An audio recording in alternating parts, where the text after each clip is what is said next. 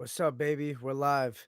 So, with great risk comes great reward. Reward, reward. But with great risk also comes big time downfalls, and we're talking Frankie Edgar versus Korean Zombie, man. Zombie stops Frankie Edgar. We don't see that happen many times like that, where Edgar gets stopped like that.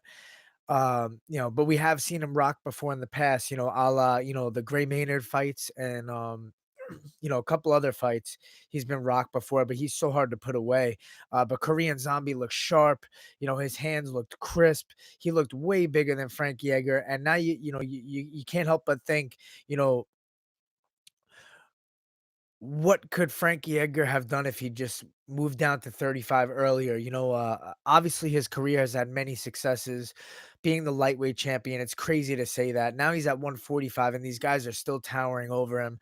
And he's very competitive, but it just seems like body frame wise, size wise, power wise, he belongs down in 135, which I hope we see as his next moving forward. But you gotta wonder, like, what are they gonna do now with Korean Zombie?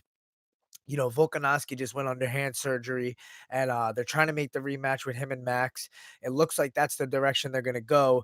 You would imagine they're gonna book Korean Zombie in like a number one contender fight against either Zabit or maybe Ortega if he heals up, but he's gonna be out a while. I wouldn't imagine. I think Zabit's gonna be fresher sooner.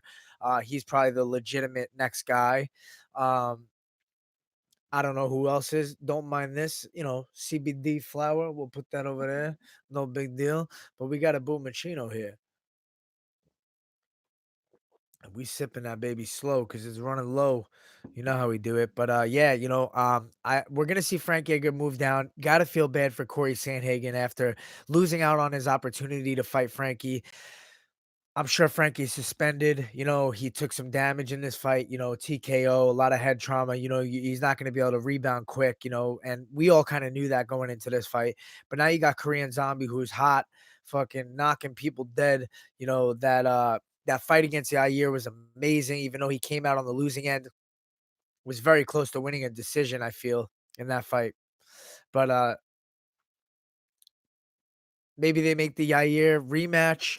I don't know if they would do that. Probably not. I think they're gonna go Zabit. That would be the legitimate number one contender fight.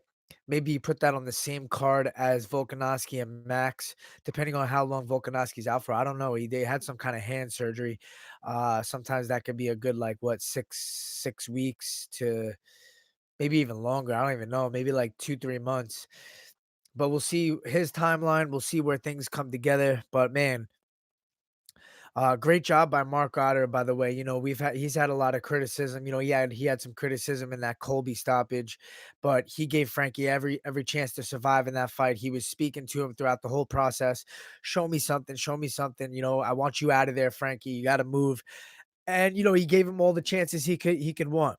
So that's what we hope for, especially in a big stakes fight. And that was a great job by Mark Otter. So we'll see what happens next. That's a great big win for Korean Zombie, especially in Korea in his home country like that. That was some cool stuff to see. Um, it was, Frankie knew he was going to be in a firefight. He was in there exchanging in the pocket, and that's where Frankie's best. Boxing to wrestling. But it seemed like Korean Zombie had the speed advantage, had the power advantage, had the size advantage, just kind of everywhere. It was just looking like he had Frankie's number. But great win for him. We'll see what they do in the future. I hope they make that Zabit fight. Boom.